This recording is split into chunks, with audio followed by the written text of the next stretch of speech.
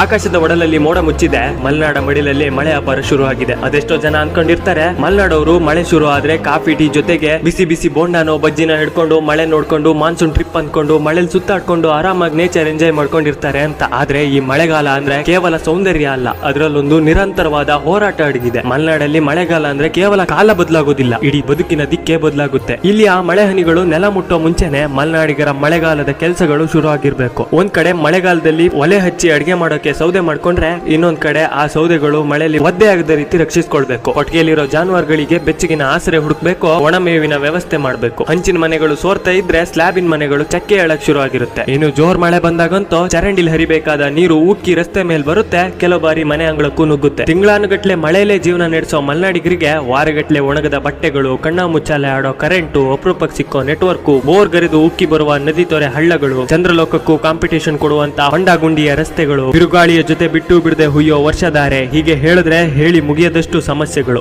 ಇವತ್ತು 4G 5G artificial intelligence ಅಂತ ಜಗತ್ತು ಎಷ್ಟೇ ಮುಂದೆ ಹೋಗಿದ್ರೋ ನಮ್ಮ ಮಲೆನಾಡಿನ ಕೆಲವೊಂದಷ್ಟು ಊರುಗಳಿಗೆ ಸಾಮಾನ್ಯ ರಸ್ತೆ ವ್ಯವಸ್ಥೆ ಕೂಡ ಇಲ್ಲ. ಕಳೆದ ವರ್ಷ ಮಳೆಗಾಲ ಮುಗಿದು ಚಳಿಗಾಲ ಪ್ರಾರಂಭ ಆಗಿ ಬೇಸಿಗೆ ಕೊನೆ ತಲುಪೋದ್ರೊಳಗೆ ಬರುವ ವರ್ಷದ ಮಳೆಗಾಲಕ್ಕೆ ಬೇಕಾಗಿರೋ ಮೂಲಭೂತ ಅಗತ್ಯಗಳನ್ನ ಒದಗಿಸಿಕೊಳ್ಳೋದೇ ಒಂದ್ ಕೆಲಸ ಆಗೋಗಿರುತ್ತೆ. ಅದೆಷ್ಟೋ ಜಾಗದಲ್ಲಿ ಮಳೆ ಹೆಚ್ಚಾಗಿ ನೆರೆ ಬಂದು ನೀರೆಲ್ಲ ಸೇತುವೆ ಮೇಲೆ ಹತ್ತಿ ಹರಿತಿದ್ರೆ, ಇನ್ನೆಷ್ಟೋ ಹಳ್ಳಗಳಿಗೆ ಸೇತುವೆನೇ ಇಲ್ಲದೆ ಹಳ್ಳದಾಚೆಗಿನ ಹಳ್ಳಿಗಳಿಗೆ ಸಂಪರ್ಕನೇ ಕಡಿತ ಆಗಿರುತ್ತೆ. ಅಭಿವೃದ್ಧಿ ಪಥ ಹಿಡಿದು ಸಾಗುವ ವೇಗದಲ್ಲಿ ಯಾರೋ ದೊಡ್ಡವ್ರು ಮಾಡಿರೋ ಸಣ್ಣ ಪುಟ್ಟ ತಪ್ಪುಗಳಿಂದ ಕಾಡಂಚಿನ ಹಳ್ಳಿಯ ಜನರು ಭೂಕುಸಿತ, ಬೆಳೆ ಹಾನಿ ಅಂತ ದೊಡ್ಡ ದೊಡ್ಡ ಸಂಕಷ್ಟಗಳನ್ನ ಎದುರಿಸಬೇಕಾದ ಪರಿಸ್ಥಿತಿ ಬರುತ್ತೆ. ಹಾಗಂತ ಇಷ್ಟೆಲ್ಲ ಕಷ್ಟ ಕೊಡೋ ಮಳೆಗಾಲನ ಮಲೆನಾಡಿಗರು ದ್ವೇಷಿಸ್ತಾರ? ಖಂಡಿತ ಇಲ್ಲ. ಮಲೆನಾಡಿಗರಿಗೆ ಮಳೆಗಾಲ ಅಂದ್ರೆ ಅದು ಕೇವಲ ಒಂದು ಕಾಲ ಅಲ್ಲ, ಅದು ಪ್ರಕೃತಿ ಮತ್ತೆ ಬದುಕಿನ ವಾಸ್ತವದ ಸಮ್ಮಿಶ್ರಣ. ಮಳೆ ಅಬ್ಬರಿಸೋಕೆ ಶುರು ಆದ್ರೆ ಸಾಕು, ಇಡೀ ಮಲೆನಾಡೆ ಜುಳು ಜುಳು ಹರಿಯುವ ನದಿ ತೊರೆಗಳ ನಡುವೆ ಬೋರ್ಗರಿದು ದುಮ್ಮಿಕ್ಕೋ ಜಲಪಾತಗಳ ಮಡಿಲಲ್ಲಿ ಮಂಜಿನ ಮುಸುಕು ಹೊದ್ದು ಹಸಿರು ಸ್ವರ್ಗದಂತೆ ಕಂಗೊಳಿಸುತ್ತೆ. ಭೂಮಿಯ ಮೇಲಿನ ಕೊಳೆಯನ್ನೆಲ್ಲ ತೊಳೆದು ಪ್ರಕೃತಿ ತಾಯಿ ಸಂಪೂರ್ಣವಾಗಿ ಹೊಸ ರೂಪ ಪಡೆದುಕೊಳ್ಳುವ ಪವಿತ್ರ ಸಮಯ ಅಂದ್ರೆ ಅದು ಮಳೆಗಾಲನೇ ಹೌದು. ದಿನವೆಲ್ಲ ಸುರಿಯೋ ಮಳೆಯಿಂದ